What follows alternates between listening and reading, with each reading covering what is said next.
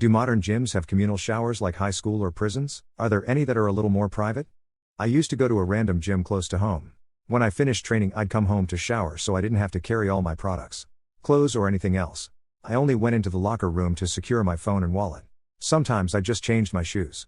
I also preferred it because I went to the gym in the evening and after the shower I could wear pajamas directly. My dad used to go to the same gym and he would run his route so he could skip the warm-up. Why don't you just check your local gym's website or give them a call? If you live in the US though, I don't think I've ever seen a communal shower in any major gyms. I've definitely used some in Asia though. And personally I believe your best option is not the gym but daily walks and a smaller portion. Nutritionally dense diet. The idea is you want to build up good habits first before you make a commitment to a gym. Why? Because 2/3 RDS of all memberships end up going unused after the first few months after the newbies realize getting your ideal body isn't that simple and give up. It doesn't get simpler than walking and eating right. In America, newer gyms have private stalls. That has become standard. There's been a real cultural shift over this in the past couple decades that has mostly gone unnoticed. The explanation I've heard is that the AIDS crisis of the 80s and 90s led to peak homophobia among adolescents during that era. Endless bad jokes about dropping the soap and oppos. Terrible hazing/harassment incidents, etc. I'm in my 40s. And my generation was one of the first to become squeamish about communal showers. In short, it shouldn't be hard to find a gym where the showers aren't set up like in a Vietnam-era army barracks. What would you do if your male roommate becomes a nudist? Can I kick him out? Okay, my 2 cents here. I lived with a male roommate for close to 5 years and I was not one for being body shy because of my experiences in the military. You see over 100 guys in the showers at boot camp and you get over any shyness very quickly. It's just another set of nuts and butts. Eventually he got used to seeing me and he did the same. We'd make sure to be respectful if one of us had guests or friends over, but if it was just us guys, why bother getting clothed? I would suggest trying it for a week or so yourself. If it's not for you then no harm done, but honestly it's a very relaxing feeling to be free in your own living space. If you hood the lease or own the place and they are just your roommate then yeah, you can kick them out. Usually you give a month. But forcing someone to see you naked, it's super fucked up, so 2 weeks sounds fair. I mean, I'm fairly sure nudism requires consenting parties. Otherwise it's just exhibitionism.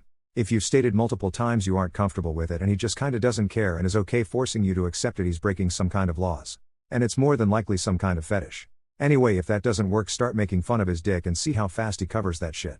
And before anyone jumps on me saying that's toxic and could damage his self-esteem and quad, maybe think about what he's doing to his roommate against her will. Was in the army. Seeing a guy naked wouldn't bother me. I just don't fucking care about that shit anymore. I mean, a dick and balls isn't gonna offend me. So as long as he wasn't sitting his bare ass on my couch or my bed or chair, I would probably get used to it real fast. I like my place cool though. I have my AC on or my windows door open even in the winter. I rarely turn on heat. I dunno if a nudist would ever want to live with me. They would be cold. What was cool in the 2000s but not anymore? Big FCK off beards and sleeve tattoos. It was rare and cool to see. Then everyone started doing it and now it is just meh. LimeWire. I got so much weird porn and viruses lol. One time I was downloading music and as soon as my mom walked in, a photo of a huge black lady naked laying on a shag carpet popped up. She didn't believe me. Giving out you AIM or Yahoo Messenger name, rushing home from school and instant messengering your school friends. Guitar Hero. Although we still have clones of it here and there. They're nothing compared to the phenomenon that was Guitar Hero in the mid to late 2000s. Over-leveraging your subprime mortgage to buy Hummers and flip phones and DVD pornos and Lehman Brothers stock. Taking Back Sunday. Blink 182. Brand New. Coheed and Cambria.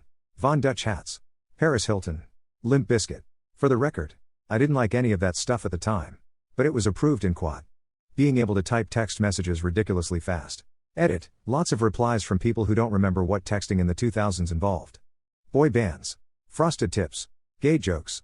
Cargo pants. Shopping at Banana Republic. Pretty much everything I did and wore in the 2000s. The smaller the phone, the cooler it was considered. We have now gone the opposite way with the more prestigious models boasting a larger screen. Extremely low-rise jeans with a whale's tail. Lil visible thong, the thong action. Trousers cut so low you had to landscape your pubes. Frosted tips. Hookah shell necklaces. Bucket hats / those tennis visor hats. And dancing to the greatest dance track, the thong song. How long into dating did you feel the most comfortable with your so? Pretty early on, since we became good friends quickly and he provided a lot of needed support during a tough time. I actually have a pretty strong aversion to the idea of dating.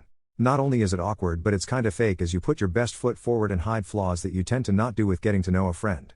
Plus, the idea of someone interacting with me with the intent to progress into sex or romance isn't something I enjoy. I've been on dates, but all my long-term relationships have started as friends who I got to know and trust and decided I liked them. Surprisingly, I wasn't aware we were dating. He was just a friend's friend who would sometimes join us. And I remember one night thinking, WTF. Did I really talk about that with a stranger? Then this common friend left the city. When I wanted to realize it, I was very attracted to him. And I thought that at that moment I became aware of the attraction. Since I was always so comfortable with him. So I would say that the fact that I felt so comfortable was what made it possible for us to start dating formally. There were two moments in particular. The first was about a month into dating. We were semi-long distance, separate cities about 2 hours apart, and only saw each other on weekends at this point. One day we both called out of work for a chill midweek date and just spent the day cuddled on the couch watching Netflix and being silly with each other, and it all just felt so natural and comfortable, and I knew in that moment I was really falling for this dude. The second was at the 3-month mark. The first time he said he loved me. Something inside me just completely melted. I'd how to explain it, but I just felt very at home.